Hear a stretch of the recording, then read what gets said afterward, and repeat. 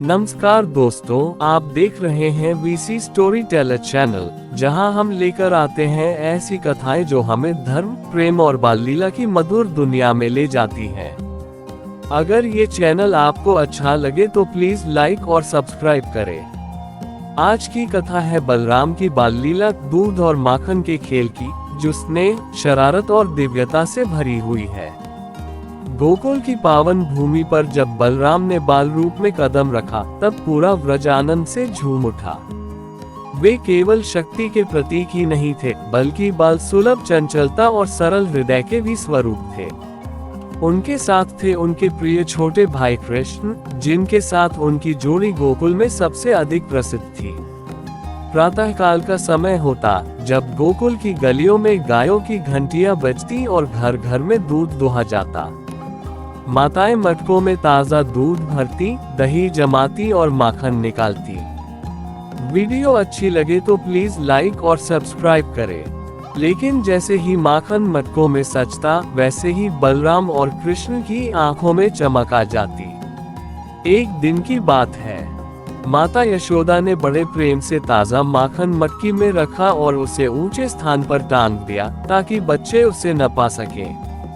परंतु ये तो जैसे दोनों भाइयों के लिए एक चुनौती थी। बलराम ने मुस्कुराते हुए कृष्ण की ओर देखा और दोनों ने मिलकर योजना बनाई। बलराम, जो बल के अवतार थे, अपने मजबूत कंधों पर छोटे छोटे ग्वाल बालों को चढ़ा देते। फिर उनके ऊपर कृष्ण चढ़ते और मटकी तक पहुंच जाते। कभी कभी बलराम स्वयं ऊपर चढ़कर मटकी उतार लेते। जैसे ही माखन हाथ में आता, दोनों भाई खिलखिलाकर हंस पड़ते और अपने मित्रों में बांट देते। माखन खाते समय उनके चेहरे पर जो आनंद झलकता, वह अद्भुत था। माखन उनके गालों पर लग जाता, बालों में उलझ जाता और वे एक दूसरे को देखकर और भी हंसने लगते। कई बार तो वे दूध की धार से खेलते, एक दूसरे पर छिड़कते और पूरे आंगन को ही खेल का मैदान बना देते।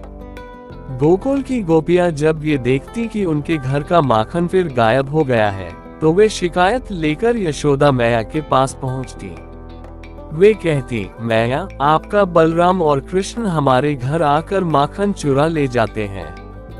यशोदा मुस्कुरा कर पूछती, क्या सच में? लेकिन भीतर ही भीतर उन्हें भी इन लीलाओं पर प्रेम आता। एक दिन यशोदा ने छिपकर देखने का निश्चय किया। उन्होंने देखा कि बलराम पहले आंगन में खड़े होकर पहरा दे रहे हैं और कृष्ण मटकी से माखन निकाल रहे हैं। अचानक मटकी फूट गई और दूध बहने लगा।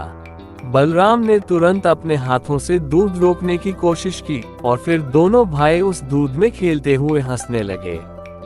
यशोदा ने जब ये दृश्य देखा तो वे पहले तो नाराज हुई, परंतु बच्चों की मासूमियत देखकर उनका हृदय पिघल गया।